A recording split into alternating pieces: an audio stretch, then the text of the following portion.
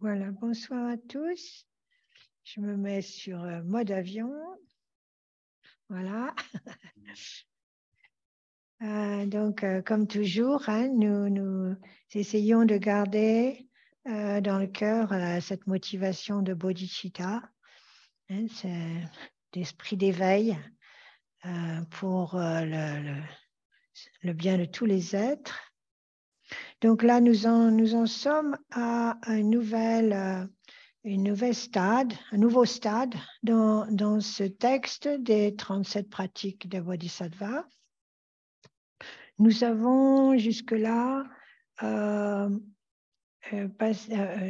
étudié justement les strophes depuis la strophe 11 jusqu'à la strophe 24, non, jusqu'à la fois, pardon, 21. Nous avons vu ce qui concerne la bodhicitta relative.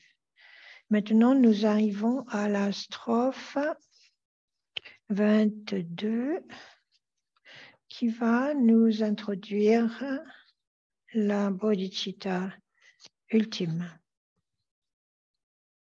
Donc, nous sommes à la strophe 22 de ce texte de Gyaltsen Tome.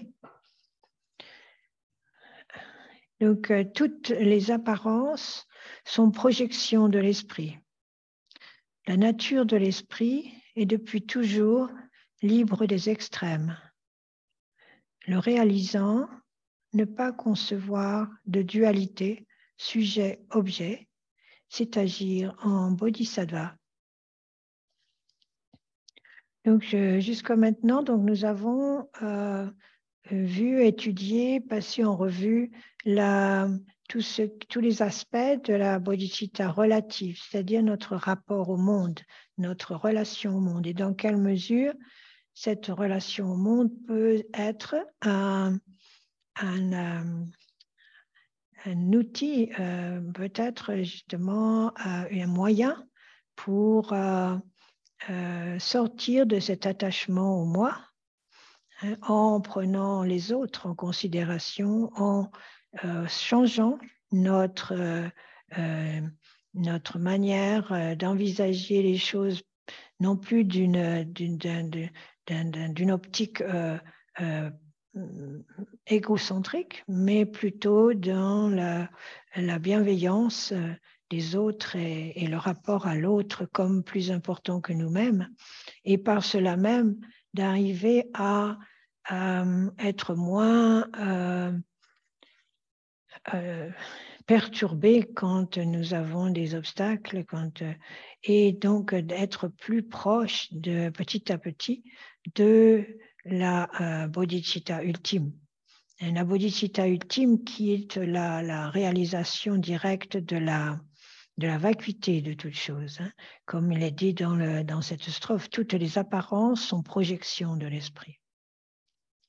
Donc là, ce qui nous apparaît à notre esprit, hein, est une création en fait de notre esprit. Et cela, c'est très difficile en fait pour nous, hein, de réaliser cela d'emblée. Donc la bodhicitta relative nous aide petit à petit à considérer que c'est possible, que peut-être ce n'est pas aussi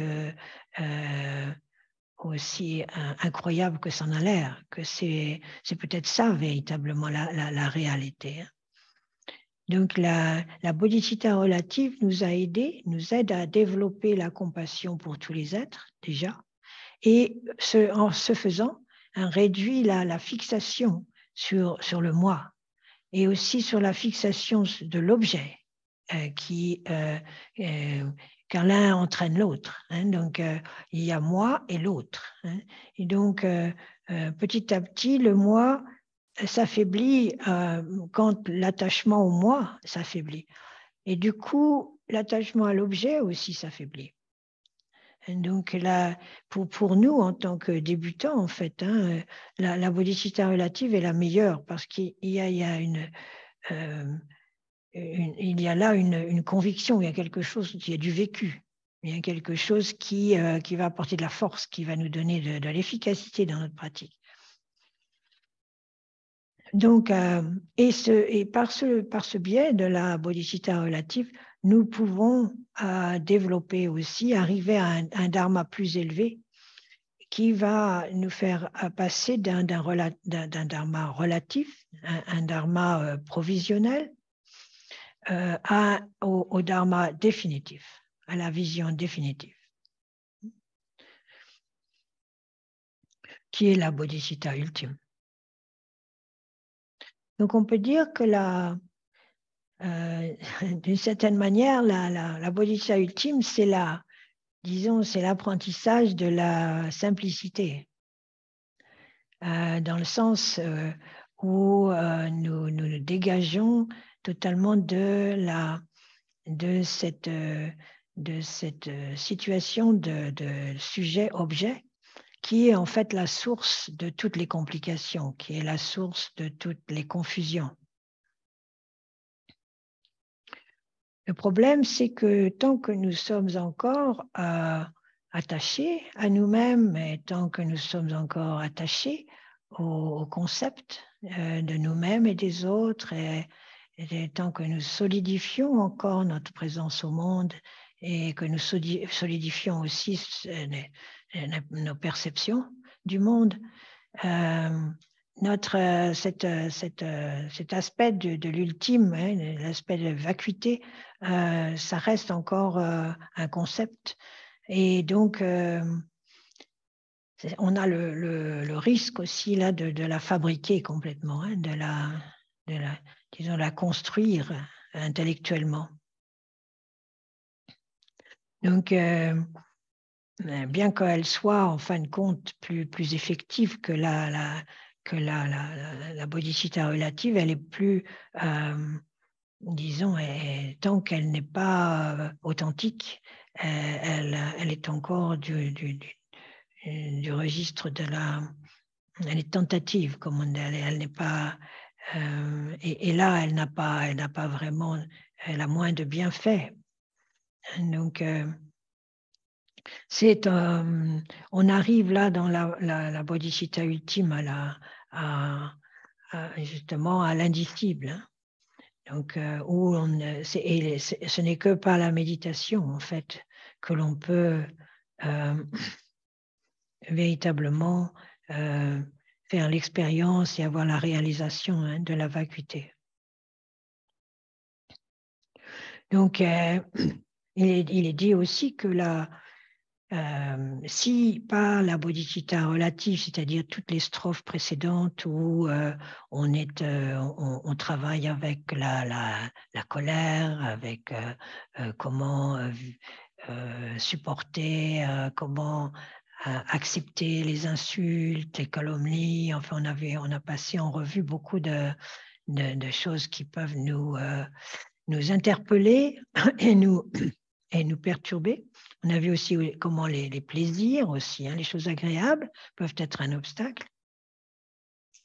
Donc, si tout ça n'arrive pas encore, si toutes parce que chacune de ces strophes, en fait, est une pratique en elle-même. Et donc, si chacune de ces pratiques n'a pas encore réussi à réduire l'attachement que l'on a pour nous-mêmes, la bodhicitta ultime va être très difficile à appréhender. Donc, ce qu'il conseille toujours pour essayer de développer cet aspect de vacuité des phénomènes et de nous-mêmes, c'est de revoir les liens, les 12 liens d'interdépendance, par logique, voir comme comme est décrit dans les 12 liens d'interdépendance, on voit vraiment comment l'esprit se fixe, comment l'esprit saisit, comment l'esprit génère les situations. Donc et de voir que justement rien de tout ça n'est véritablement réel, au sens ultime du terme. Et donc là, d'un autre côté, il y a toutes les pratiques du Mahamudra qui nous aident petit à petit par l'approche directe de la méditation, à démanteler la solidité que nous donnons aux choses et à nous-mêmes.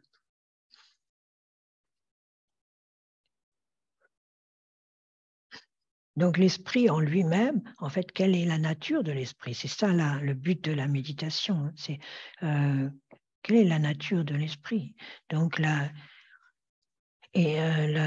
le texte, J.S. Thome nous dit bien la nature de l'esprit est depuis toujours libre des extrêmes. Hein, donc elle est au-delà de l'extrême du nihilisme et de l'éternalisme. Donc que d'un côté, rien n'existe du tout. Et donc, ce n'est pas le cas, puisque relativement parlant, nous existons et nous avons notre chemin à poursuivre. Et d'un autre côté, on n'est pas dans l'éternalisme toujours, c'est-à-dire que tout est solide et est en continu et ne se détruit pas. Donc, la nature de l'esprit est au-delà de ces deux aspects, hein, de ces deux tendances, disons. Hein. Donc, c'est cela que nous devons petit à petit réaliser. Hein. Et donc, il est important aussi de voir que ça arrive maintenant à la strophe 22 dans ce texte, et ça montre bien aussi que cet apprentissage de la bodhicitta ultime est une sorte de fruit hein, déjà de tout ce qui est venu en précédence. Donc, le réalisant, ne pas concevoir de dualité sujet-objet. Donc, l'esprit lui-même est au-delà hein, de l'existence et de la non-existence. Et pour cette réalisation-là, il n'y a pas de mots. Les mots automatiquement détruisent la chose elle-même. L'ultime n'a pas de mots. C'est pour ça que la bodhisattva relative est importante, parce qu'elle nous permet de développer notre pratique avec des mots, avec des pensées. Et donc la profondeur, disons, de notre pratique, elle est proportionnelle en fait à la façon dont nous la prenons à cœur. C'est dans quelle mesure nous mettons, comme disait Situ Rinpoché, nous mettons nos dents, hein, nous la prenons nous la prenons nous l'assimilons. Nous ne faisons pas simplement que passer en écoutant simplement, en étant intéressés par les mots, mais que nous avons vraiment une sorte d'aspiration vraiment profonde hein, de réaliser la bodhicitta ultime. Donc c'est dans cette attitude-là qu'il peut y avoir réalisation. Et donc disons que cette façon de prendre la pratique à cœur hein, et de vraiment nous engager totalement, hein, ça implique un renoncement. Donc, on a vu ça pour certains d'entre vous quand on a étudié le Dojicang Tuma, hein, la prière de Vajradhara. Et c'est que le renoncement, c'est les pieds du méditant ou de la méditation. Donc, ce renoncement, c'est quand, en fait, tout ce qui n'est plus... tout ce qui n'a plus véritablement d'intérêt direct avec notre recherche spirituelle, nous la laissons derrière nous. Hein. Donc, ce n'est pas un renoncement, disons, forcé. C'est un renoncement, disons, qui se fait de lui-même, naturel. Donc et ce renoncement va aussi varier d'une personne à l'autre. Nous avons tous des attachements différents, des vies différentes, des passés différents. Donc on ne peut pas juger non plus de l'un à l'autre ce qu'il faut, à quoi il faut renoncer. C'est à nous-mêmes intérieurement de savoir. Donc c'est un apprentissage véritablement intérieur. C'est à nous de, justement, petit à petit, de mieux nous connaître. Donc, et la pratique, puisque là, c'est de ça qu'il s'agit, c'est la pratique quotidienne, c'est non seulement en méditation, mais aussi dans notre vie quotidienne, c'est de savoir adapter l'enseignement à notre propre situation, à nos conditionnements personnels. Autrement, la pratique, elle ne va pas nous aider quand les choses vont mal. On va plus savoir à quel sein, comme on dit en français, à quel sein se vouer, quoi. On va être là à chercher des cordes pour se retenir, mais parce qu'on n'a pas véritablement, qu'on s'est pas véritablement connecté intérieurement avec la pratique. La pratique, pour qu'elle soit un réconfort, pour qu'elle soit un soutien, pour qu'elle soit une aide, il faut qu'elle soit véritablement intégrée. Donc c'est de notre cœur qu'on parle là. C'est pas... Donc la bodhicitta ultime automatiquement intègre la bodhicitta relative. Elles ne font pas deux, elles ne sont pas deux en fait. Donc automatiquement, la bodhicitta ultime, c'est le résultat et c'est en même temps une partie, elle intègre complètement la bodhicitta relative. Donc, quand nous, au fur et à mesure du temps, plus nous réduisons notre croyance, disons, dans la solidité des situations, dans la solidité de nos perceptions, dans nos certitudes, nos convictions, quand nous voyons que nous sommes un petit peu plus souples, c'est déjà que nous sommes plus proches de la bodhicitta ultime.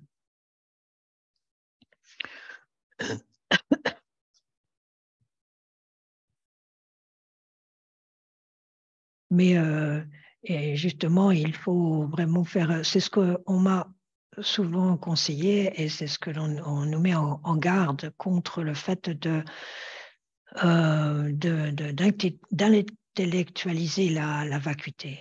Hein. Ne pas essayer d'appréhender la vacuité avec le mental, ne pas la fabriquer.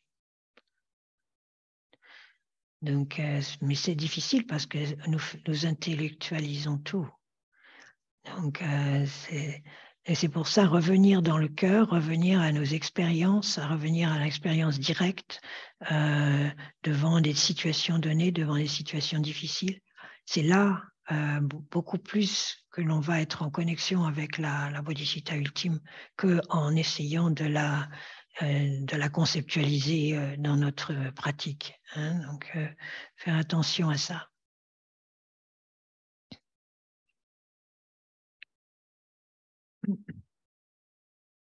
Donc là, en continuant, donc on est toujours dans la bodhicitta ultime, à la strophe 23. Percevoir que sous leur apparente beauté, les objets plaisants et attrayants n'ont pas plus de réalité qu'un arc-en-ciel un jour d'été, et lâcher prise, c'est agir en bodhisattva. Donc, ça, ça fait appel à... Ça nous met le doigt sur la fixation, hein, la fixation sur les objets d'attachement. Fixation sur les objets d'attachement. Donc, en parlant de ça, Karmapa disait que pour éviter ça, il donne au plus vite ce qui lui plaît le plus. Dès qu'il peut, il le donne. Voilà. C'est une manière de faire, de régler le problème. Mais donc là, c'est voir sous l'angle de l'ultime, justement, que les objets d'attachement n'ont pas vraiment de réalité. Donc, justement, puisque là, nous sommes dans l'aspect vacuité de toutes les choses, de toutes les apparences. Donc, percevoir sous leur apparente beauté. Donc, devenir conscient de la non-solidité là des choses auxquelles nous sommes attachés. Donc, à abandonner immédiatement. Donc, la vision de la bodhisattva ultime, c'est que le sujet et objet n'existent pas vraiment, hein, et que l'attachement vient du fait que nous pensons vraiment que moi, je suis réel et la chose ou la personne à laquelle je suis attachée est réelle aussi. Hein. Et donc, il y a cette tendance justement à s'approprier ce que nous trouvons plaisant, hein, que ce soit des choses externes ou internes. Hein. Donc il nous mentionne aussi à ce niveau-là par rapport à la méditation, parce que nous sommes tous des pratiquants, nous essayons tous de pratiquer, de faire attention aussi à une méditation plaisante. L'attachement à la méditation aussi peut être un obstacle. Pas facile, hein? Pas facile. Mais donc, faire attention de ne pas que la méditation ne devienne pas comme une drogue, hein, une drogue dharmique. Hein. Ils disent que ça peut devenir la ruine du méditant. Donc, dans le sens où l'attachement lui-même nous empêche de progresser. Et la nature, la méditation est là pour nous faire réaliser la nature de l'esprit, pas simplement pour être en paix, ne pas s'attacher à l'aspect de paix. Bien sûr, il est important. C'est certainement que tant que l'esprit est agité, il ne va pas avoir une vision claire, hein, mais de sa propre nature. Hein. Mais justement, de rester sur le palier, c'est comme un palier, hein, cet espace de confort et de méditation plaisante. Parce que ce que ça peut faire, c'est que ça nous fait perdurer l'attachement. Donc, et l'attachement, c'est un obstacle, c'est un poison. Et donc, on peut avoir déjà réussi à se libérer des attachements matériels, hein, mais il y a des attachements justement plus subtils qui sont l'attachement à à un état d'être. Hein. Donc,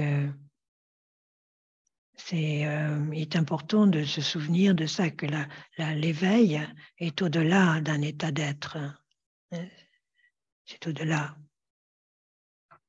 Et qu'en étant attaché à un état plaisant, justement, par la méditation ou autre chose, nous développons, nous cultivons en fait un esprit kléshique, en fait, un kléshique néklésha. Hein. Voilà. Donc là, on tombe, ils disent, on tombe dans l'extrême de la paix.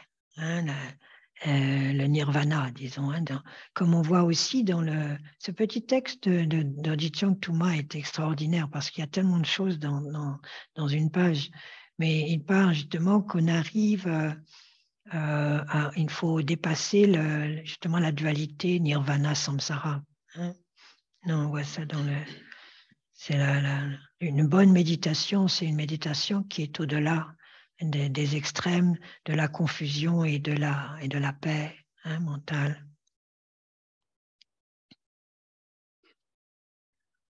Donc, il faut être clair sur ce qu'il faut abandonner, en fait. Hein. Ce n'est pas qu'on on abandonne la paix. Comme je disais, la paix, elle est importante pour avoir l'esprit clair. Mais ce qu'on doit abandonner, c'est la fixation. C'est la fixation sur ce qui est plaisant, hein, sur la fixation, l'attachement.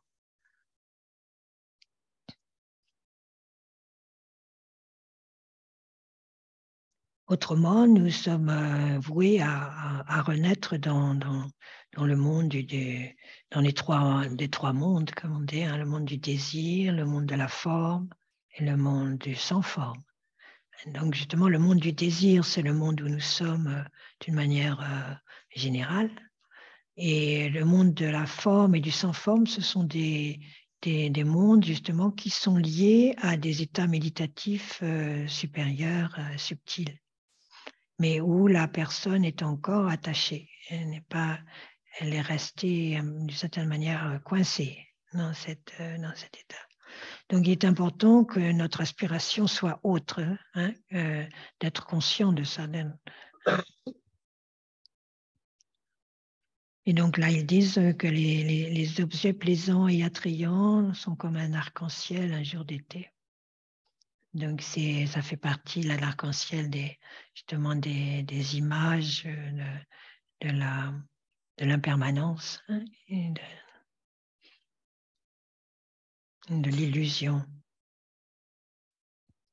Donc considérer aussi justement par le biais de l'impermanence aussi que la chose sur laquelle nous nous fixons, que ce soit extérieur ou intérieur à nous-mêmes, est comme une illusion, est impermanent. Donc, puisque c'est impermanent, c'est illusoire dans ce sens. Donc là, c'est dans ce sens que nous sommes là dans l'ultime, hein, la bodhicitta ultime. Donc le suivant, c'est 24. Les différentes souffrances sont comme la mort d'un fils en rêve, qu'il est épuisant de tenir ces mirages pour réels. Considérer les difficultés comme illusoires, c'est agir en bodhisattva. Donc là, c'est la même chose que précédemment, mais sauf que cela, c'est la fixation sur les objets d'aversion. Toute situation déplaisante. Donc là aussi, avoir ce regard et méditer sur le fait que tout ce qui est déplaisant n'est pas réel non plus, est illusoire. Donc que ce soit dans ce qui est plaisant ou dans ce qui est déplaisant, c'est difficile. Les deux sont difficiles, je pense, tout autant l'un que l'autre. Mais c'est la voie, c'est ainsi. Ce sont en fait des apparences trompeuses, ils disent. Hein. Tulnang en tibétain, tulnang.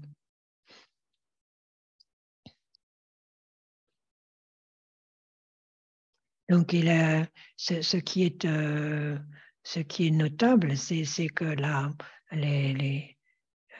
ne pas accepter la souffrance, et ça on l'a vu précédemment déjà, ne fait que l'augmenter en fait. Hein.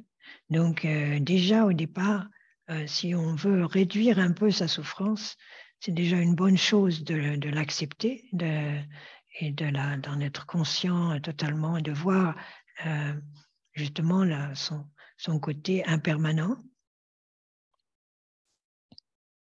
Et de voir la peur qui est là. La peur, c'est que la peur ou le rejet, hein, de ce qui est déplaisant, que ce soit une douleur physique ou émotionnelle, le rejet lui-même c'est ça la fixation en fait.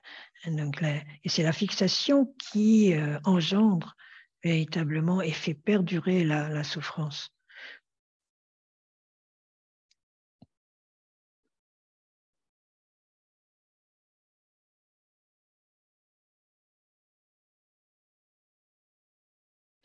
Donc, il est possible qu'on ait eu, par exemple, on s'est fait agresser, ou on a un accident,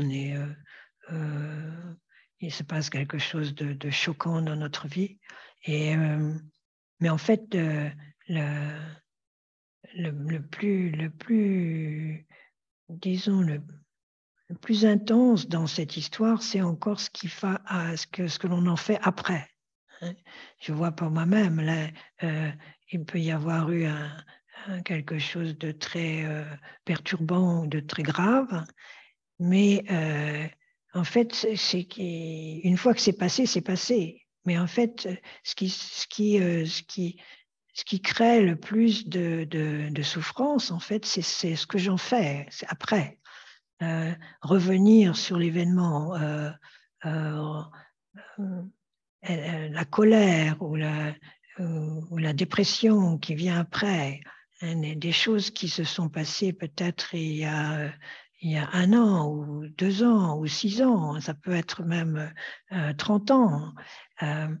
Bon, c'est comme disait Akon Poussé, ce qui est fait est fait. Pas la peine de continuer à pleurer. Et c'est vrai, le dharma est très, disons, très pragmatique à ce niveau-là. On n'est pas sentimental du tout. C'est pas. Et, parce que ou alors, est-ce qu'on veut continuer à souffrir? Ça, c'est aussi une possibilité. Hein. Si on veut continuer à souffrir, si on est attaché à notre souffrance, voilà, c'est ce qu'il faut faire à ce moment-là. Bon, voilà, il faut savoir, il faut être clair aussi par rapport à ce que l'on veut vraiment. Mais une fois que le choc est passé, une fois qu'il y a eu un événement douloureux, après, on passe à autre chose. On répare, on reconstruit, ou quelle que soit la situation, on avance, quoi. Et ça, je pense que cette notion d'impermanence et de non-attachement, justement, d'éviter d'être fixé, de se fixer comme ça sur les choses, c'est quelque chose qui est précieux dans le dharma. Et il me souvient, je pense que c'était M. Dawa, ce maître qui est venu nous voir, il vient du Yushu, et il y a eu ce grand tremblement de terre dans le Yushu, terrible, avec énormément de morts. Mais ils disent qu'ils n'ont pas eu besoin de soutien psychologique. C'est pas nécessaire. C'était donc comme c'est leur enseignement, leur éducation depuis la petite enfance, cette acceptation d'impermanence. Voilà, on continue la vie continue, quoi. Pour ceux qui restent, hein, évidemment. Et ceux qui sont partis, ma foi, on leur souhaite un bon voyage et puis qu'ils aient une bonne renaissance. Hein. Mais voilà, on n'est pas obligé de continuer à faire perdurer et à se fixer, justement, à fixer sur les choses difficiles. Donc, cet aspect de fixation, c'est ça le problème, que ce soit pour des choses plaisantes ou déplaisantes. Donc, c'est à nous de voir intérieurement comment ce moment où on se fixe et on rumine et et on fait perdurer. Parce que c'est là la libération. La libération, c'est le contraire de la fixation. Donc, c'est à nous de savoir ce qu'on veut. Donc, et justement, dans ce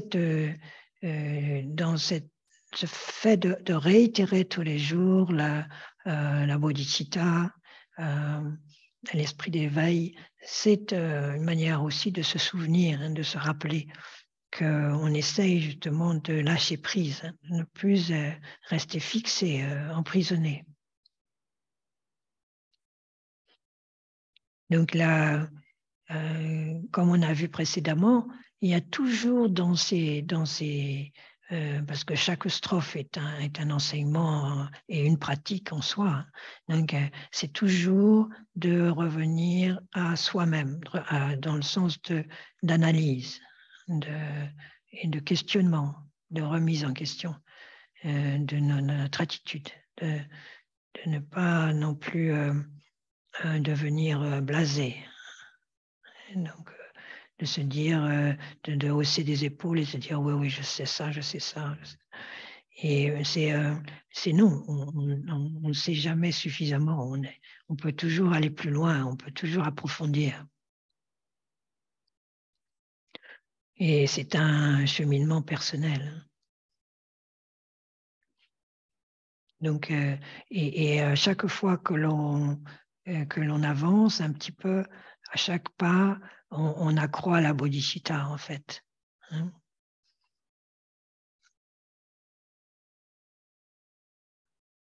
Donc ça, ce sont les 3 strophes qui ont à voir directement avec la bodhicitta ultime. Puisque ce texte est vraiment consacré à la bodhicitta relative, hein, au Lojong, à l'apprentissage de l'esprit. Cet aspect de bodhicitta ultime est moins important que les autres, mais c'est aussi pour signaler pour se souvenir que tout le développement et l'approfondissement et la pratique de la bodhicitta relative, c'est pour développer et se connecter avec l'ultime. Et donc ensuite, dans le schéma, hein, le schéma du texte, hein, on arrive à la troisième paragraphe, en fait, la troisième section, disons.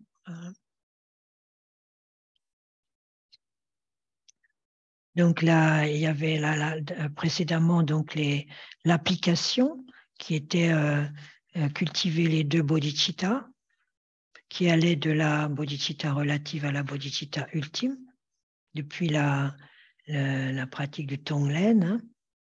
Donc ça, c'était la strophe numéro 11. Donc de la strophe numéro 11 à la strophe numéro 24, là nous avons vu les 2 bodhicittas, comment cultiver les 2 bodhicittas. Et maintenant, en 3e section, c'est jusqu'à la fin du texte, c'est les disciplines. Les disciplines qui sont requises pour cultiver ces pratiques. Comment justement développer ces 2 bodhicittas.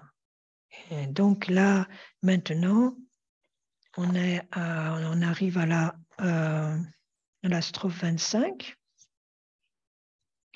Et donc de la strophe 25 à la strophe 30, il y a disons, une présentation des 6 paramitas, hein, les 6 vertus transcendantes. Parfois, on traduit ça au sens transcendantal. Les 6 paramitas.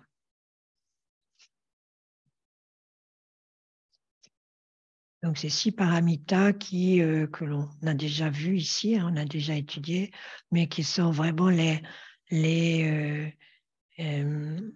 qui soutiennent, ce sont les qualités, disons, qui sont requises sur le chemin du Bodhisattva, hein, le chemin du Mahayana. Et donc, parmi vous, beaucoup sont déjà familiers, hein, des paramitas, n'est-ce pas? Mais on va les revoir, on va les passer en revue. Donc, il y a la générosité, la discipline, l'éthique, la patience,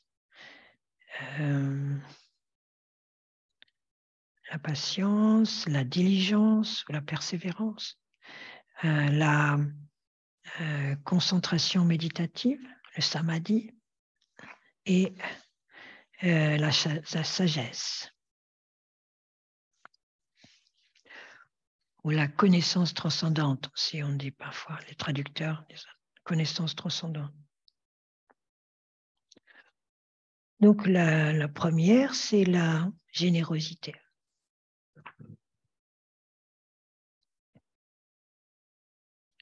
Donc on peut dire pour catégoriser, disons, ces 6 paramitas, on peut dire que là, enfin il est dit, hein, c'est pas moi, je Je redis ce qui est indiqué dans les enseignements. Donc, les 6 paramitas sont en fait l'accumulation, correspondent à l'accumulation de mérite, hein, et de sagesse. Hein.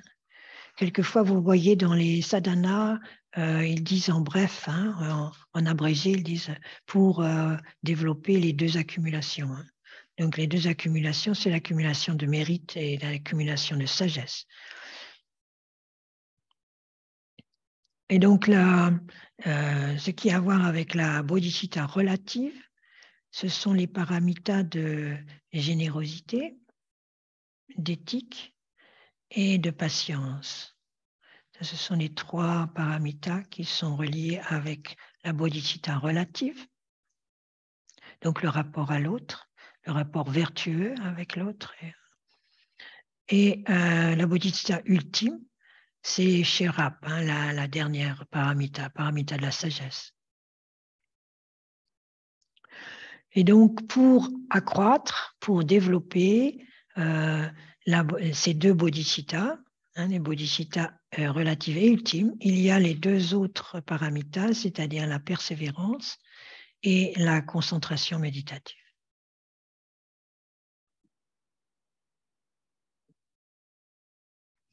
Donc, mais comme on a vu tout à l'heure, tout ce qui est bodhicitta relative nous conduit à la bodhicitta ultime.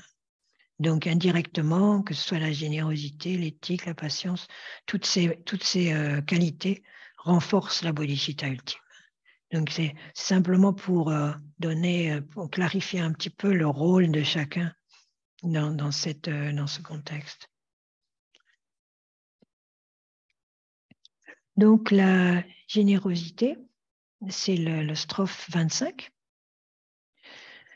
Si celui qui désire atteindre l'éveil doit donner jusqu'à son corps, est-il nécessaire de mentionner les objets matériels? Pratiquer la générosité sans attendre de fruits en retour, c'est agir en bodhisattva.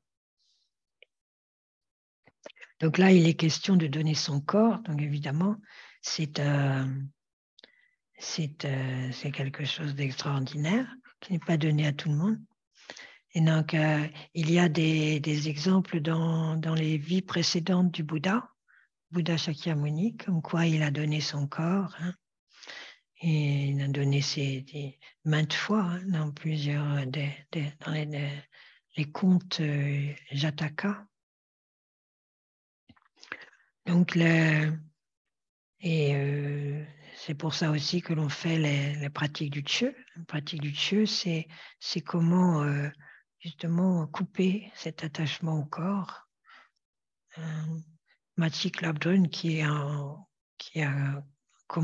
généré la pratique du Tshö au Tibet, qui a initié la pratique du Tshö au Tibet telle qu'on la connaît maintenant, elle disait que l'attachement au corps était le plus grand attachement que l'on ait.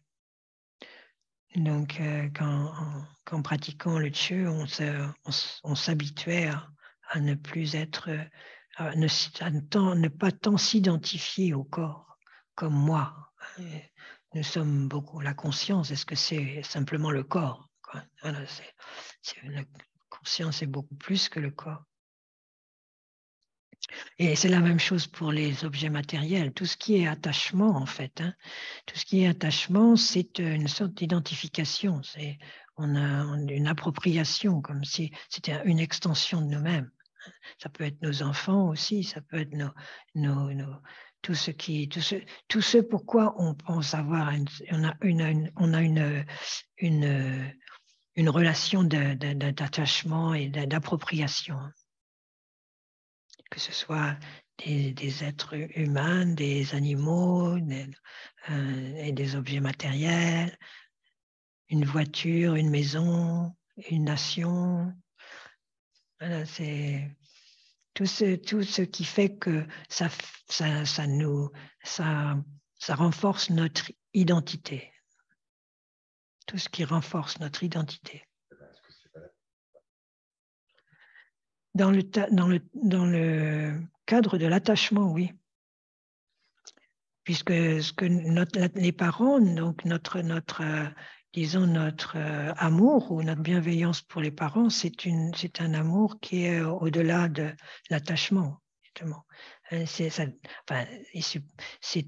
aussi de voir par le biais des parents que tous les êtres ont été notre père et notre mère, et donc c'est ce qui nous aide aussi à développer la bodhicitta.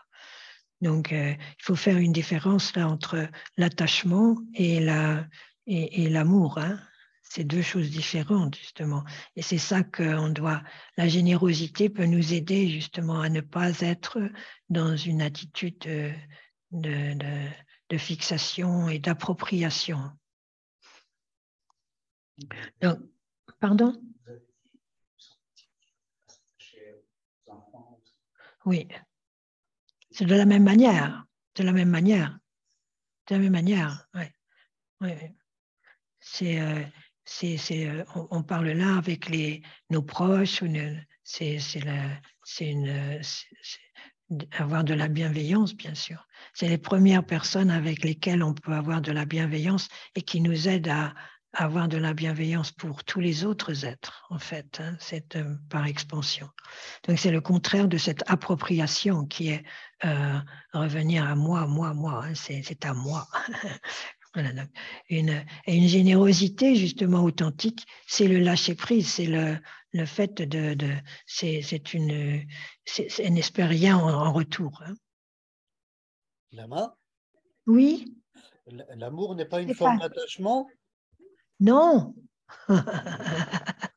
Ah non, justement. Justement, l'amour tel qu'on essaye petit à petit de la développer, c'est un amour qui est sans besoin, si tu veux, qui ne demande rien en échange. Un amour inconditionnel. Ce qui est différent de l'attachement. On parle d'attachement dans le sens où on s'identifie à ça. Et donc, et que cette relation, disons, fait perdurer l'ego, en fait. Hein, c'est une sorte de manifestation égotique, en fait. Donc, l'attitude d'esprit de la générosité, c'est une attitude qui lâche, qui abandonne, hein, qui donne, c'est justement le geste hein, de donner, c'est la main ouverte hein, avec la paume vers le ciel. Hein, c'est vraiment le fait de lâcher, hein, de ne pas retenir, de ne pas d'avoir la main ouverte, pas fermée. Et donc, ils disent bien que cette générosité, ce n'est pas simplement, il n'y a pas simplement c'est pas une question de ce que l'on donne en tant que tel.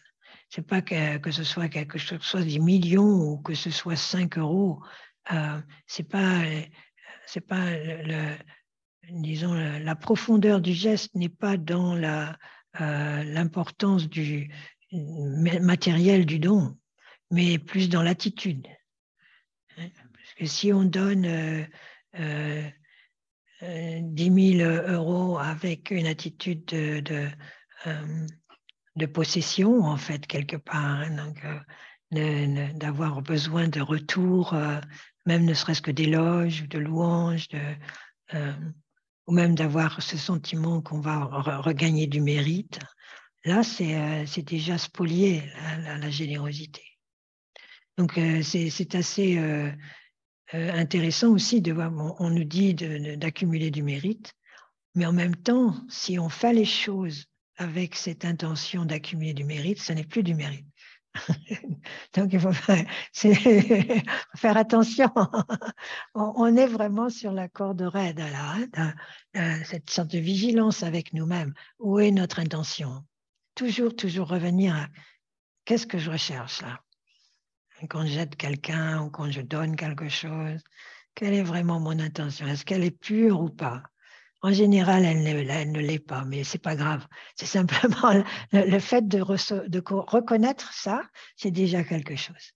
d'être capable de percevoir justement où est notre intérêt personnel dans l'histoire et petit à petit de faire en sorte qu'il s'amenuise, hein, petit à petit qu'il se dissolve et qu'on soit vraiment dans une attitude à 100% dégagée de tout intérêt personnel. Et donc, ça va prendre du temps, mais justement, le fait d'être conscient de ça, c'est comme ça que l'on va progresser. On ne va pas progresser autrement, sans cette vigilance et cette conscience. Hein. Donc, Milarepa disait que la générosité ultime, c'est d'être sans attachement. Voilà.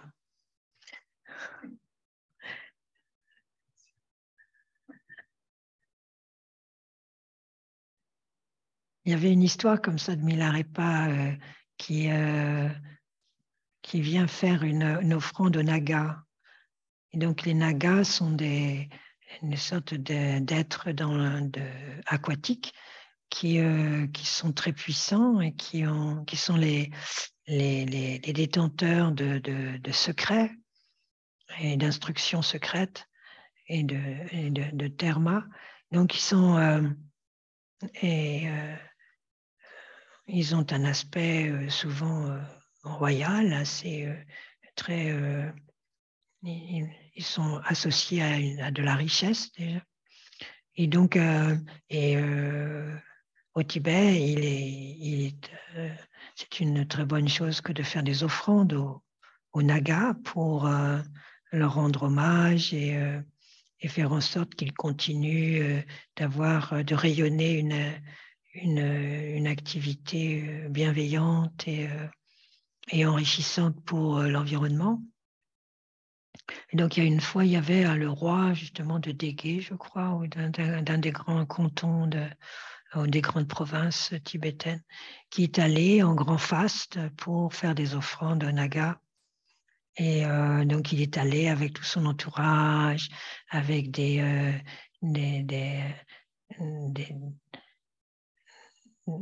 des yaks et des yaks et des yaks d'objets précieux, d'argent, d'or, etc.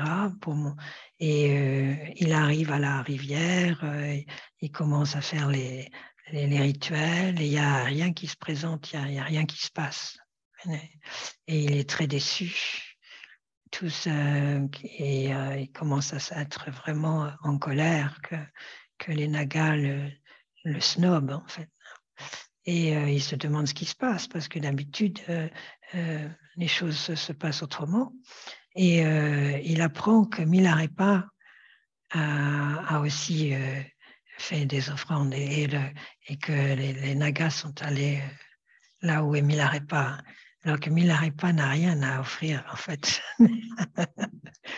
de matériel, puisqu'il vit à nu et il mange simplement des plantes, des orties, hein, des plantes sauvages. Mais que voilà, c'est que le don justement ce don ultime de Milarepa était plus important que. C'est un peu ça, c'est une façon imager, de décrire la générosité ultime. Donc, ils disent qu'il y a deux sortes de générosité. Donc, la générosité pour les êtres de dévotion, hein, les Bouddhas, les Bodhisattvas. Donc, là aussi, c'est intéressant, c'est important. Il est dit que c'est vraiment important de montrer disons, sa ferveur, hein, que ce n'est pas que les Bouddhas ont besoin de notre offrande. Hein. Ils n'ont pas besoin d'un gâteau, ils n'ont pas besoin de fleurs, etc. Hein. Mais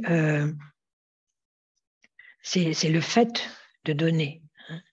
Le fait de donner. Que justement, on donne sans avoir besoin d'un retour direct non plus. On donne.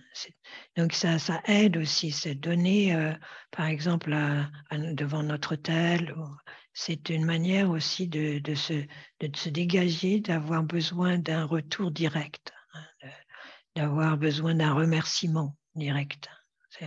On donne, hein, on allume une bougie. C'est une manière aussi de lâcher prise, d'avoir besoin d'un retour direct, hein, instantané, comme quand on veut donner à un ami quelque chose et on attend toujours un merci, hein. Donc là, on le fait sans avoir besoin de remerciements. Donc ça aide aussi, ça nous aide petit à petit à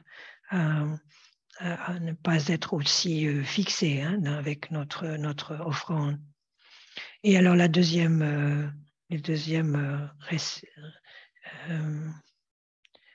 aspect de la générosité, c'est la générosité aux pauvres, hein, à ceux qui sont indigents.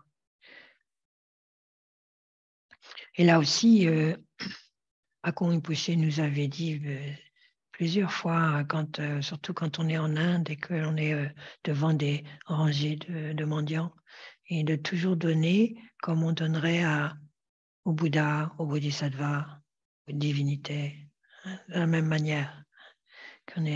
On a une attitude, justement l'attitude de la générosité, c'est l'ouverture du cœur et du respect et d'un hommage. On fait un hommage à l'autre en tant qu'être potentiel d'éveil, hein. On rend hommage au potentiel de Bouddha qui est là.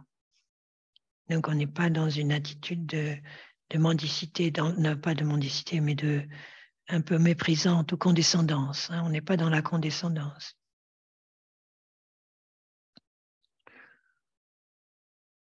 Et ils disent que c'est important justement de faire les deux, d'être capable d'avoir cette générosité vers les Bouddhas et les Bodhisattvas, et d'avoir la générosité pour les personnes qui sont dans le besoin, jusqu'à ce qu'il n'y ait plus de différence entre les deux, justement.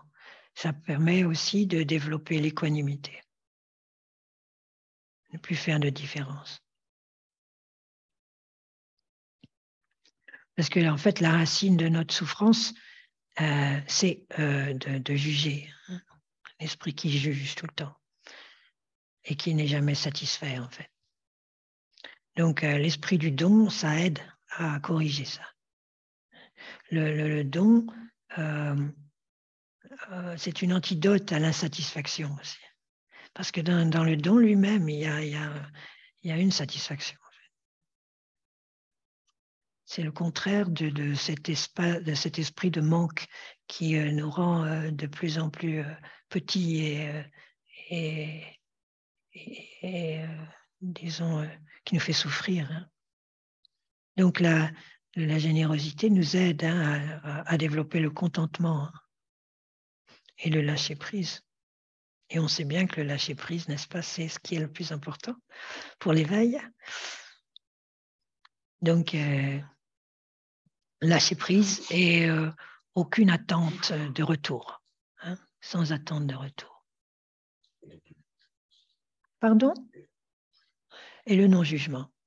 Oui. Une situation où on a l'impression que la mendicité est instrumentalisée, comme dans des grandes villes, comme des mafias de gens qui posent. Ici aussi, on dit, par les gens de l'Est, c'est organisé pour soulager notre âme. Que fait-on?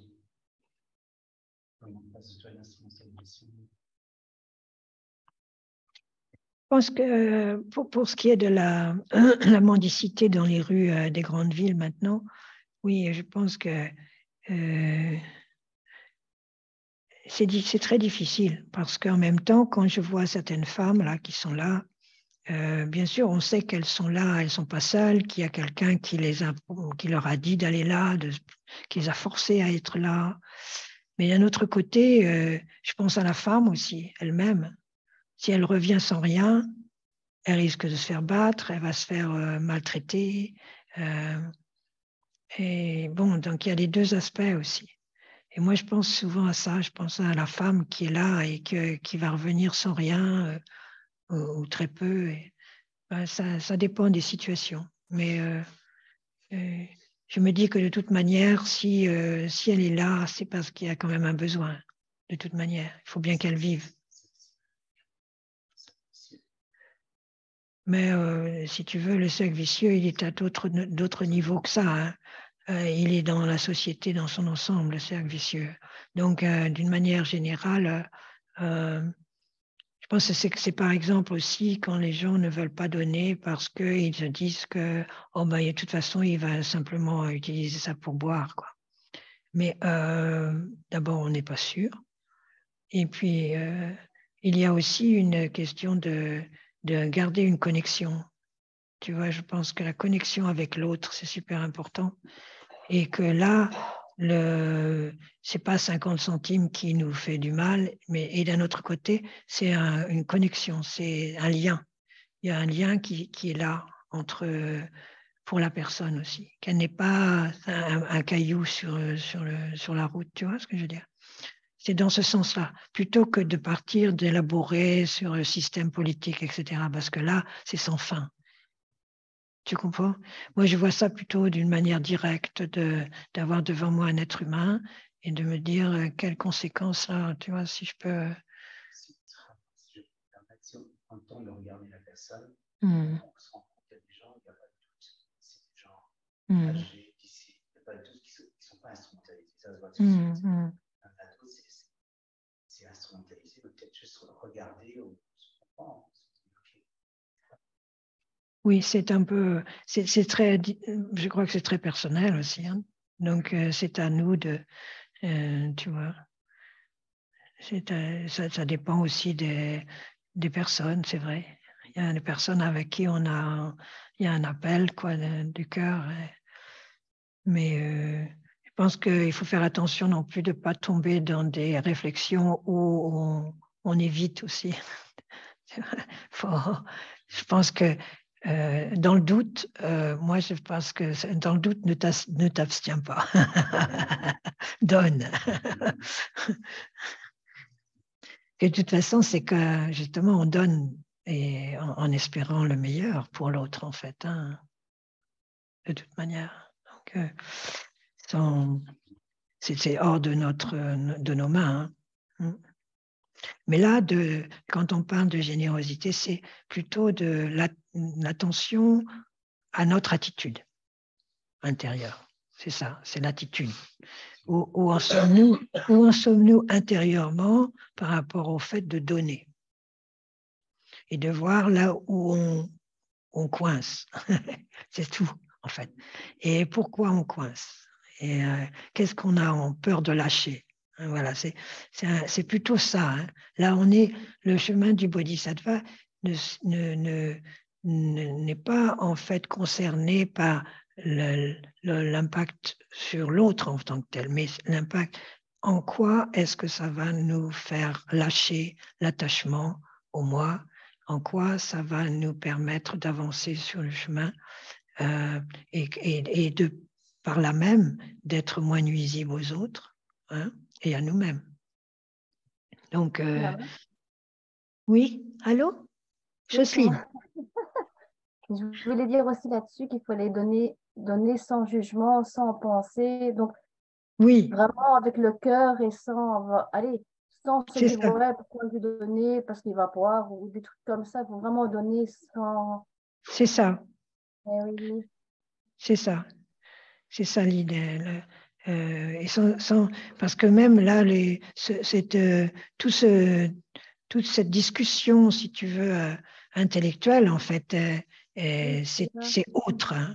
C'est pas qu'elle ne peut pas être là, mais là, on pense davantage à l'attitude et à l'attitude du cœur, hein, en fait, et du lâcher prise.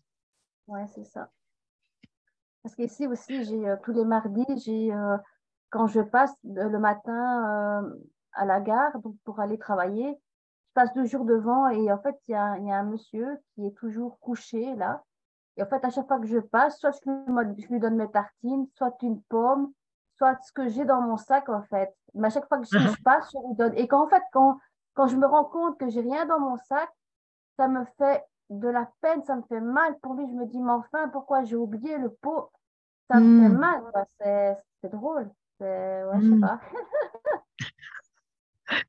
Tu as une relation privilégiée Mais oui, avec cette personne. ça me fait mal, quoi. Je me dis, mais enfin, le pauvre, je l'ai oublié, quoi. Et ça, je me dis, si je me mets à sa place, je serais aussi, enfin, je sais pas. J'essaie de me Oui, mettre aussi à sa place, quoi.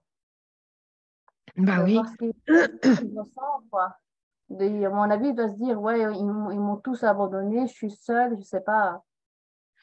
Ouais, mais là, au moins, il sait que tu passes de temps en temps quand même, que tu es Ouais, là. ouais, ouais. Ouais, c'est déjà quelque chose. Oui, je me dis, moi, je lui donne quand même quelque chose, c'est bien, chaque fois quand je passe, que je le vois. Si je me dis, si tout le monde pourrait faire ça, ce serait bien, quoi. Ah, ça, c'est sûr. Mais là, c'est pas notre propos en tant que tel, hein. Bah oui, Ouais, c'est déjà de le faire. oui, oui, oui, C'est c'est une ça. bonne chose. Ouais. Donc, ils disent que la générosité, justement, elle a trois aspects. Elle a l'aspect matériel, donc, hein, comme tu disais, hein, de donner de la nourriture ou de l'argent ou des- un secours matériel, hein, les médicaments, par exemple, aussi, hein. Donc, ça, c'est toute la générosité matérielle. Ça, c'est le premier aspect. Le deuxième aspect, c'est la protection de la peur. Et donc, comme on voit dans Tara, hein, protéger des peurs, rassurer. Donc, c'est plus le côté émotionnel, disons, hein, générosité émotionnelle. Comment rassurer l'autre quand il est dans une grande anxiété. Et le troisième aspect, c'est donner des enseignements ou donner des instructions, aider mentalement, hein, intellectuellement, disons, ou mentalement. Et aussi offrir le dharma aussi. Mais c'est enseigner d'une manière ou d'une autre pour aider l'autre à comprendre ce qui lui arrive ou à dépasser ce qui lui arrive. Donc là aussi, toujours sans intérêt personnel, sans égocentrisme, sans se croire intelligent, par exemple, ou plus intelligent que l'autre, n'est-ce pas? Il y a le don Donc, de soi aussi, non? pardon? Je dis, il y a le don de soi aussi, comme le bénévolat, Croix-Rouge, etc., non? Oui, mais ça, on pourrait dire que c'est dans le premier aspect de matériel, hein. D'accord. C'est ça, hein. Tu donnes ton soutien, comme toi tu le fais, hein, c'est ton métier, hein. Ouais, c'est une C'est pas générosité. du bénévolat, hein. Non, non. Mais justement, tu peux peut-être voir en toi-même aussi là où est l'intention véritable, où est le fait que c'est aussi ton métier, que on te rémunère pour ça, mais que en même temps il y a cet aspect-là, hein, quand même au départ, il y a l'aspect d'aide, de don à l'autre, hein. Donc c'est bien aussi de voir où on en est dans notre intention, hein, comme je disais Oui, tout à c'est clair que l'orientation de mon métier n'est pas pécunier, c'est clair. l'heure. Mais bon, mais c'est quand même, ça reste un métier quand même super important et bienveillant. Donc, ça, c'est donc on a vu la générosité. Ensuite, il y a la discipline, hein, l'éthique. Donc ça, c'est la strophe 26. Sans éthique, il est impossible d'accomplir son propre bien. Prétendre alors accomplir celui des autres, prêt à rire. C'est pourquoi observer une discipline sans motivation mondaine, c'est agir en bodhisattva. Donc, on parle d'éthique, hein, on parle justement de renoncer à toute activité nuisible, hein, pour soi-même et pour les autres, hein. Donc, c'est relié à la discipline morale, aux vertus, euh, justement du corps, de la parole, de l'esprit, l'importance des vœux. Et là aussi, quand on prend les vœux, hein, prendre des engagements, hein, les engagements de ne plus tuer, de ne plus voler, de ne plus mentir, hein, qu'on retrouve dans beaucoup de religions déjà. C'est l'importance justement de nos actes. On verra ça demain avec le karma, pour ceux qui sont là, mais qui viennent. Mais c'est justement tout ce qui crée des situations douloureuses. Hein. Donc, sans éthique, il est impossible d'accomplir son propre bien et le bien des autres, bien entendu. Donc, puisque justement, là, un manque de conscience de l'impact de ces actes, c'est la source de beaucoup de souffrance. Donc c'est relié aussi à l'ignorance, hein, donc le manque de discipline. Donc là aussi, on n'est pas dans une discipline externe, infligée de l'extérieur, disons, on peut dire, mais plutôt d'une attitude d'esprit. Hein. Une attitude d'esprit, c'est que on a l'intention d'avoir une vie plus simple, hein, comme je disais tout à l'heure. La méditation et le chemin du bodhisattva, c'est comment simplifier sa vie. Hein. Comment simplifier sa vie. Donc, déjà le lâcher prise sur le plan de la générosité, mais là, la discipline, c'est justement éviter tout ce qui peut être nuisible, éviter des situations qui sont, disons, toxiques, comme on dit maintenant, pour que le chemin soit plus clair, soit plus dégagé, et que notre esprit aussi soit moins agité. Le manque d'éthique, en fait, un manque de discipline, crée l'agitation. Donc, je pense que c'est quelque chose qui me revient souvent. C'est Suzuki Roshi, le maître zen, disait qu'il fallait avoir... il faut que l'esprit soit clair pour apprécier la vertu. Que l'esprit soit paisible. Donc là aussi, la méditation, le fait de calmer l'esprit va nous permettre aussi de développer la discipline et l'éthique. Donc, et l'éthique aussi nous permet d'avoir l'esprit plus calme. Donc ça va dans les deux sens. Hein. Donc, il est important, donc les vœux, disons, dans le Hinayana et dans le Mahayana et dans le Vajrayana, les vœux sont là pour nous aider, pour nous soutenir dans notre effort, dans notre engagement. Et c'est vrai que ça aide, hein, ça aide beaucoup.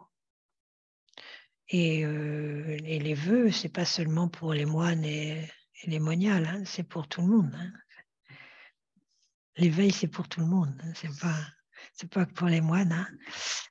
Donc, d'ailleurs, on dit bien, la robe ne fait pas le moine. Hein, donc, c'est vraiment cette attitude d'esprit qui essaye d'être plus claire, plus lucide. Et de pas, parce que dans le manque d'éthique, il y a souvent une sorte de complication.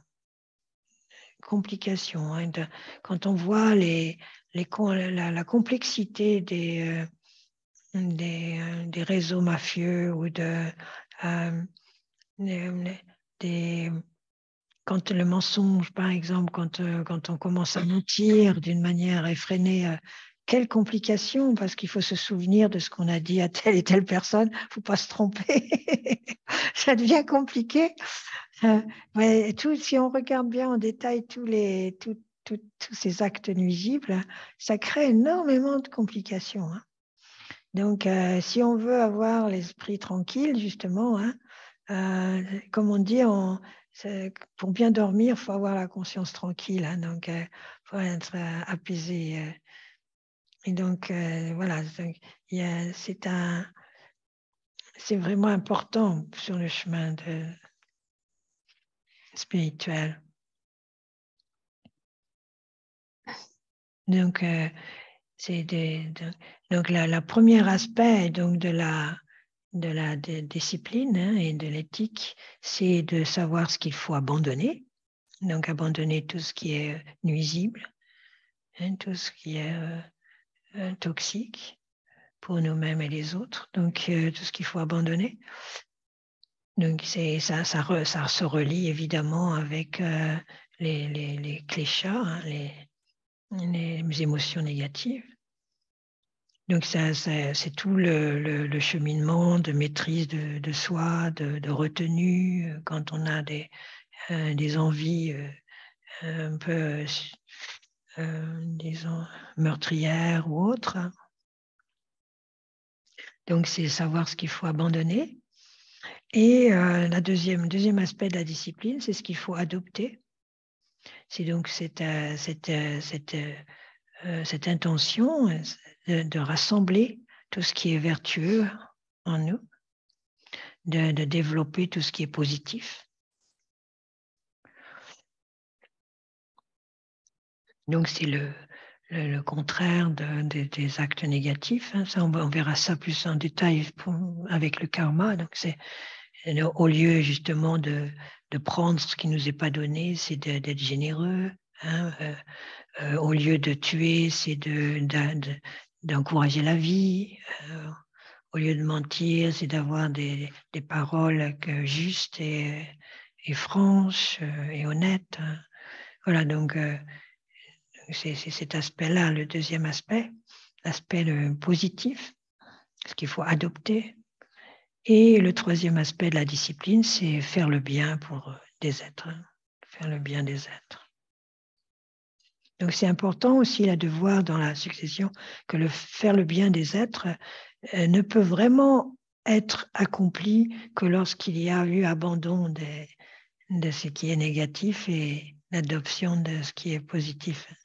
On ne commence pas par faire le bien des êtres et puis après de commencer à travailler sur soi-même. C'est vraiment important, hein, c'est ça. Hein.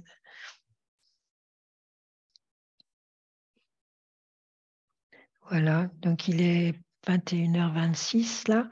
On peut peut-être faire une autre, mais alors ce que je me disais, c'est je ne sais plus, je n'ai plus le calendrier, je ne sais pas ce qui était prévu, mais je pense que c'était supposé être le dernier cours. Ah, il y en a un autre. Ah bah c'est bien alors, parce qu'on n'a pas fini.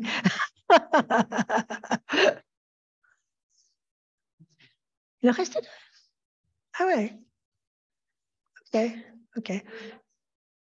Pardon? Mars, je ne sais pas, peut-être. J'ai regardé. 15 février, moi je vois dans mon agenda. 15 février, c'est très bien alors. C'est très bien. On va écouter peut-être qu'à ce moment-là, on prend. Si vous avez des questions, jusque-là. Voilà, il y a une question là ici. Oui. J'ai une question à propos de la fixation sur la souffrance. Il y a des moments où on peut choisir de fixer sur la souffrance. Je pose la question, par exemple, par rapport au froid. Je suis dehors et je ne suis pas bien couverte et je décide que je n'ai pas le choix. Je suis dehors et j'ai froid. C'est vrai que je peux décider de ne pas me fixer sur cette souffrance du froid, mais bon, ça va durer un certain moment, puis ensuite je vais avoir froid. Et bon, je peux oublier un certain moment, et puis ensuite j'ai encore froid quand même. Et est-ce qu'il est possible de vraiment, de façon permanente, oublier cette souffrance du froid qui est pourtant toujours présente? Là, il s'agit de la fixation sur les choses justement qui sont déplaisantes, hein, qui sont source de souffrance. Et là, l'exemple, c'est la fixation, par exemple, si on se retrouve dehors dans le froid et qu'on n'a pas de... on est là, on est dans le froid, on n'a pas de choix, il faut être dans le froid. Et donc, comment faire est-ce qu'il y a un moment où on peut être libéré de cette fixation sur le froid? Donc là, oui, c'est un accomplissement yogique, en fait. Hein, donc, ce n'est pas donné à tout le monde. Mais il est certain que par moi-même, j'ai bien vu que, bon, il est certain que si on commence à se fixer sur le froid, là, on a vraiment froid. Alors que si on arrive donc là, on était dans ces fixations, là, on était sur l'ultime. Hein. Donc là, ce serait justement, c'est là que la méditation entre en jeu et que ça prend du temps. C'est pas quelque chose qu'on peut faire comme ça du jour au lendemain, mais c'est déjà être capable de décomposer, disons, de démanteler cette fixation au corps. Qui est-ce qui a froid? Hein? Donc, revenir sur qu'est-ce que le corps, quelle est la composition là, du corps. Donc, il y a cet aspect-là. Je sais que quand j'étais petite, j'utilisais comment ça s'appelait déjà, la petite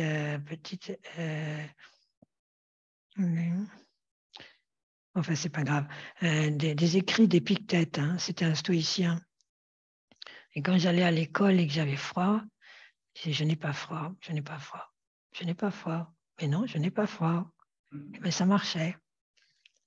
Donc, disons, les stoïciens, ils ont travaillé beaucoup là-dessus, sur comme quoi c'est l'esprit qui peut changer la manière de concevoir la chose. Donc, c'est comment voir la chose différemment.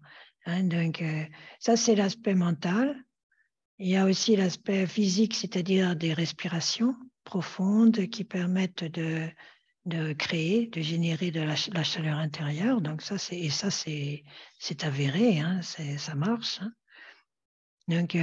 Donc c'est justement là comment la fixation est le problème, en fait. Que ça n'enlève pas le fait qu'il fasse froid. Mais ça décroît un peu la souffrance qui va avec. Ça nous permet de maintenir une certaine paix par rapport à ce qui se passe. Quoi.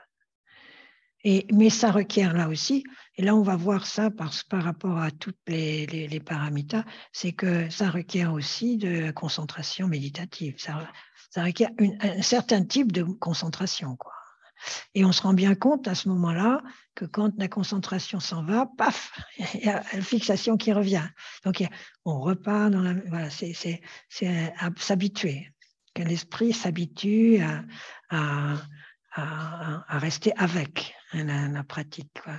C'est la même chose quand on a une douleur physique, je trouve, enfin, dans mon expérience personnelle. C'est que si on se fixe sur l'endroit qui a mal, il y a l'augmentation de la souffrance. C'est comment apaiser la souffrance. Hein. C'est d'être avec la souffrance, mais sans bloquer. La fixation, ça veut dire qu'on bloque comme s'il n'y avait pas d'issue, en fait. Il y avait pas et là, justement, de desserrer cette fixation en revenant conscient justement aussi de l'impermanence, du fait que tout passe et que c'est un moment dans l'espace et dans le temps qui ne va pas durer, même si ça dure un certain temps, ça ne va pas durer. Donc il y a plusieurs, donc il peut y avoir tout ça en même temps en fait. Hein. Il y a le côté physique de respiration, il y a le côté voilà. Donc c'est un tout. Hein. Il y a toujours corps, parole, esprit. Tout notre être doit être inclus dans cette attitude. Hein. Et donc ça, je pense que ça peut jouer dans beaucoup de situations en fait. Ya? Oh.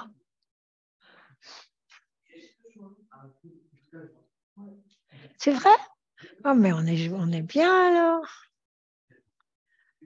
Merci beaucoup. Non, on vient de me dire qu'on est là pour encore plusieurs mois. C'est formidable. Hein? Oui. Très bien. Par exemple, maintenant, le froid arrive, j'ai pris ma pelle et jusqu'à la structure.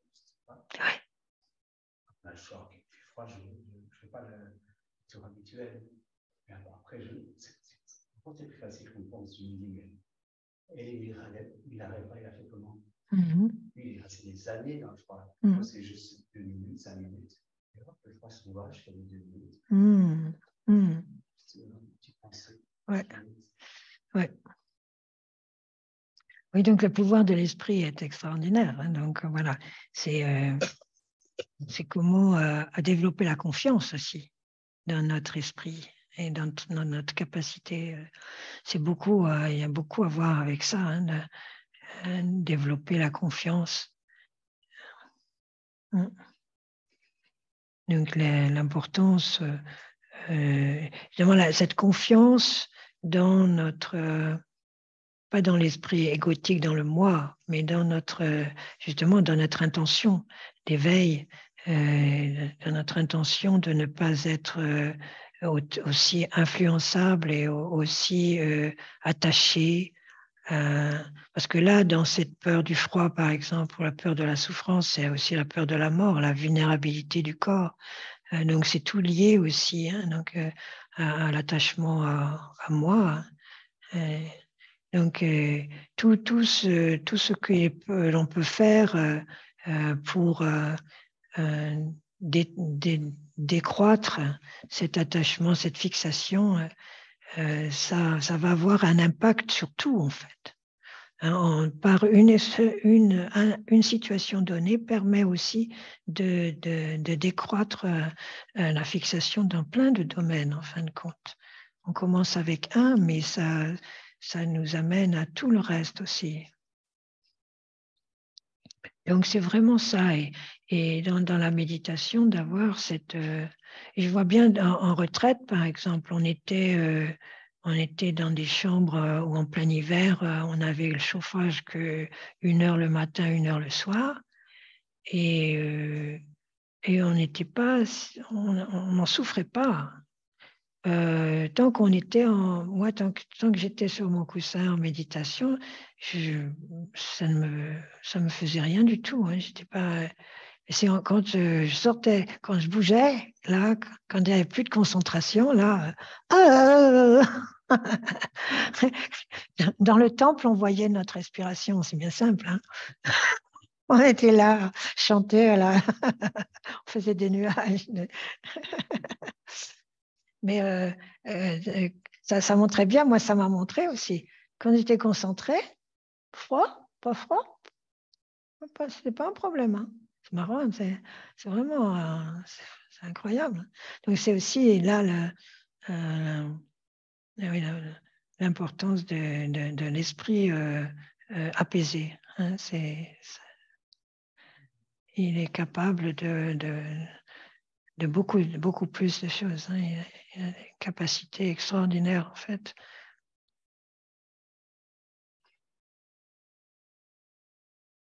Voilà. Avez-vous d'autres questions? Lama, je peux vous poser une question? Oui. Oui, Bonsoir. bien sûr. Alors, c'est au sujet de l'attachement pour les méditations. Oui. Les méditations agréables, etc. Et dans un ouvrage du Dalai Lama, il parle de l'attachement et il dit que avoir de l'attachement pour les pratiques qui nous amènent à l'éveil est un attachement blanc. Vous pourriez m'expliquer l'attachement Oui, blanc? oui, il est blanc parce qu'il n'est pas nuisible aux autres et à soi-même. Hein. C'est un attachement qui est relié à la pratique vers l'éveil. Donc, il est, disons, il n'est pas nuisible. Il est même bienveillant. Il va dans le bon sens, disons. Hein. Il est blanc. Mais là, quand on est dans l'ultime, là, quand on est justement dans la bodhicitta ultime, et il faut justement veiller à ne pas, à ce que même cet attachement, cet aspect blanc, cet attachement blanc, ne soit plus là dans l'ultime. Dans l'ultime, il n'y a plus blanc et noir, il n'y a plus dualité. Donc, il n'y a plus ni oui, ni blanc, ni noir, ni bon, ni mauvais, ni vertueux et non vertueux. Hein. On est au-delà dans l'ultime. Donc, c'est là où on est au-delà du nirvana et du samsara. On est au-delà de la dualité.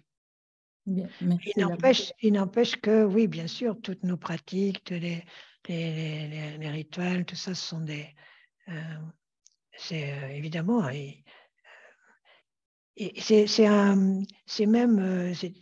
c'est une bonne chose, évidemment, parce que, disons que toutes les pratiques, les visualisations, tout ce qu'on peut faire, on peut être attaché à Tara, par exemple, ou attaché à Génésie. Et ça, c'est très bien. C'est un attachement blanc, n'est-ce pas? Mais être conscient en même temps que, ultimement, Tara, Chenrezi, c'est le Dharmakaya. C'est au-delà des formes, au-delà des... Hein, donc, Avalokiteshvara et Tara sont des manifestations de l'ultime qui prennent forme. Hein, donc, c'est une forme pure, disons, de l'ultime. Mais c'est encore une forme. Donc, l'ultime, c'est le sans forme. C'est au-delà des formes. Donc, c'est important aussi. C'est pour ça, toujours dans les rituels, il y a la phase de création et la phase de dissolution. C'est important aussi de se souvenir qu'en fin de pratique, on dissout la divinité, on se dissout complètement dans l'espace premier. Pour qu'il n'y ait pas que justement notre pratique ne devienne pas quelque part samsarique. Qu'elle reste, qu'elle développe une autre sorte de solidité.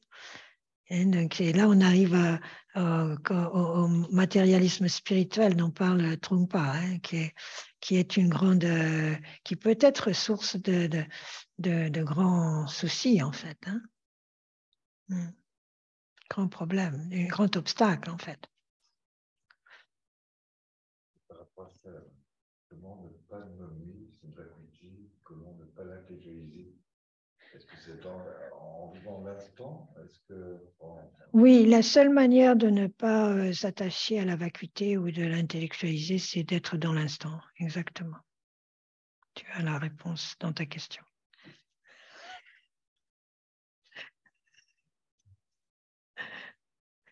Voilà, on va peut-être arrêter là sur ces belles paroles. Sanam deye tamshe zipane tanene pe tana panjene chegana chi balam dupaye sipet sene tuwa resho.